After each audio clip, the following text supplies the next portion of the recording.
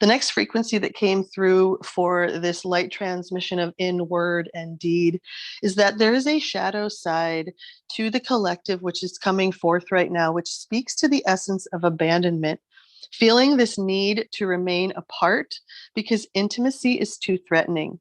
And warning against creating, Spirit says, inappropriate family structures in order to conceal old wounds. And what I felt Spirit was saying here is that there are a lot of people kind of rushing into false security right now because they're on some level, maybe subconsciously or maybe consciously, they can kind of feel the bottom dropping out of the way things have always been. And Spirit is warning us, just be aware of where we are creating kind of false relationship in order to conceal old wounds and to address any unhealthy alliances that we may have formed. In all bold, make a decision to heal the past. And the decision being the most important thing.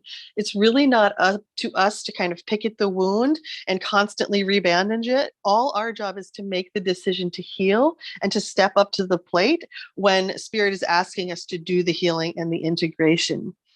And we're also encouraged to know deeply that we will not be abandoned by the world if we claim ourselves as whole.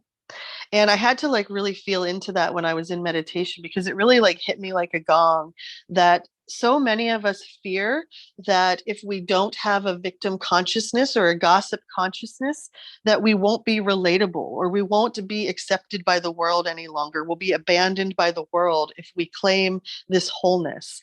And Spirit also mentioned here that so many need to complain to connect. And it's through these woundings of loss, disempowerment, and other experiences of victimization that many people actually build relationship.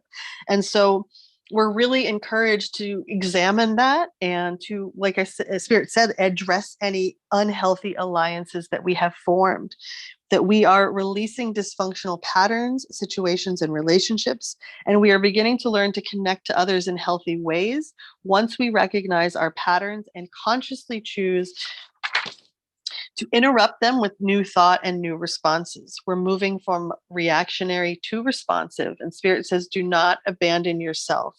Trust that as we tune into what our heart desires, the world will embrace us fully in time. And here, Spirit mentioned being ripped off the grid. That when we are ripped off the grid, that this sense of isolation, not necessarily loneliness, but certainly isolation occurs when we are kind of stripped of everything that we knew, the roles that we had, the relationships, maybe who we thought we knew ourselves to be. And Spirit's saying it's really important to integrate and to really be with the grief and the feelings of maybe anger or resentment or abandonment or rejection that this brings up, because being ripped off the grid, whether no matter how beautiful the spiritual purpose or soulful purpose that it might be, it doesn't necessarily feel very good to the human. And so we're really encouraged to be with those parts of ourselves that are grieving or feeling these emotions of resentment and abandonment and rejection. Because there is a huge sense of being no longer part of the tribe. And Spirit says this is a real and true mourning, and to honor this process.